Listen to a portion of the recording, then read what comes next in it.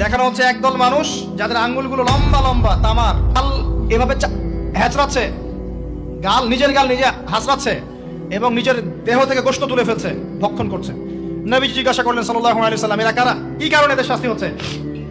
তাকে বলা হলো, এরা আপনার উম্মতের সেই সব ব্যক্তি যারা সবসময় গীবত আর সমালোচনায় ব্যস্ত থাকে। এবার নবীজি দেখছেন এক শ্রেণীর মানুষ, পেট এইরকম ফোলা, অট্টালিকার মতো পেট ফোলা, আর ভিতরে সাপ কিলবিল করছে এবং এদেরকে রক্তের নদীতে ফেলে মাথাটা ফাটিয়ে দেওয়া হচ্ছে।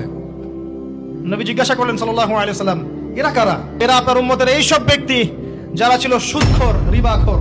মানে এই উম্মতের অন্যতম বড় সমস্যা হবে রিবা, যেটা আমি বলেছি, প্রতিটা সেক্টরে রিবা। সবচেয়ে নিম্ন পাপ নিজের মায়ের সাথে জেনা করা, সবচেয়ে উচ্চ পাপ আল্লাহ এবং তার রাসূলের সাথে যুদ্ধ করা, এটা হলো সুদ। এবং এর বাস্তবতা হচ্ছে এই, ধনী দিন দিন ধনী হবে, গরিব দিন দিন গরিব হবে, এটা বাস্তবতা। রক্ত চুষে খাওয়া হয়, এই কারণে রক্তের নদীতে ফেলা হয়েছে। এবং সাপ খেয়েছে তারা, সাপ খেয়ে পেট ফুলিয়ে ফেলেছে। আর একটা হাদিস আগেই বলেছি, যে দেয়, যে নেয়, যে সাক্ষী থাকে, যে লিখে রাখে, সবাইকে সমানভাবে লানত করেছেন নবী সাল্লাল্লাহু আলাইহি ওয়াসাল্লাম। নবীর লানত নিয়ে হাউজে কাউসারের পানি কোশ্চিন কালো পাবেন না, কবরের উত্তর দিতে পারবেন না। এমনকি নবী সাল্লাল্লাহু আলাইহি ওয়াসাল্লামের সুপারিশ আপনার কপালে নাও জুটতে পারে, সতর্ক হয়ে যান। তিনি আসছেন, দেখলেন এক শ্রেণীর মানুষ আগুন, বড় বড় আগুনের দলা, এগুলো মুখে ঢুকাচ্ছে, পিছনের রাস্তা দিয়ে বের হয়ে যাচ্ছে। নাউযুবিল্লাহ পড়ি আমরা। জিজ্ঞেস করা হচ্ছে, কারা এরা? মর্মান্তিক শাস্তি হচ্ছে। নবী সাল্লাল্লাহু আলাইহি ওয়াসাল্লামকে বলা হলো, এরা আপনার উম্মতের সেই সব ব্যক্তি, listen to me very carefully, এরা আপনার উম্মতের সেই সব ব্যক্তি যারা ইতিমদের মাল আত্মসাৎ করে খেত। ইতিমের মাল আত্মসাৎ করলে যদি এই শাস্তি হয়, জনগণের মাল আত্মসাৎ করলে কি হতে পারে চিন্তা করে দেখেন। এটা মানুষের হক, আল্লাহর কাছে ক্ষমা পাওয়া যাবে না, মানুষকে দিতে হবে।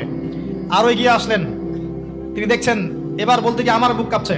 দেখলেন এক শ্রেণীর মানুষ, জিহ্বাগুলোকে টানা হচ্ছে, আগুনের কেচি দিয়ে কেটে দেওয়া হচ্ছে, আবার জিহ্বা জোড়া লাগছে, আবার কেটে দেওয়া হচ্ছে, চলতে আছে অনবরত, কন্টিনিউয়াসলি। আল্লাহর কাছে কায়মনো বাক্যে দোয়া করি, এ সময় দোয়া কবুল হয়। আল্লাহ পাক যেন দোয়া আমাদের কবুল করেন, আল্লাহ পাক যেন আমাকে এবং আপনাদেরকে এদের অন্তর্ভুক্ত না করেন। জিজ্ঞেস করা হলো, এরা কারা? নবী সাল্লাল্লাহু আলাইহি ওয়াসাল্লামকে বলা হচ্ছে, এরা আপনার উম্মতের সেই সব ব্যক্তি যারা ছিল বক্তা, ওয়াইজ, যারা অনেক বক্তব্য করত, নিজে আমল করত না। আর এই মহামারী আমাদের মধ্যে ছড়িয়ে পড়েছে, কোনো সন্দেহ নাই। যদি না পড়তো তাহলে আমাদের কথায় মানুষের জীবন পরিবর্তিত হতো। খুব কম দেখা যায় যে আমাদের কথাগুলো আপনাদের কলবে তাসির হচ্ছে।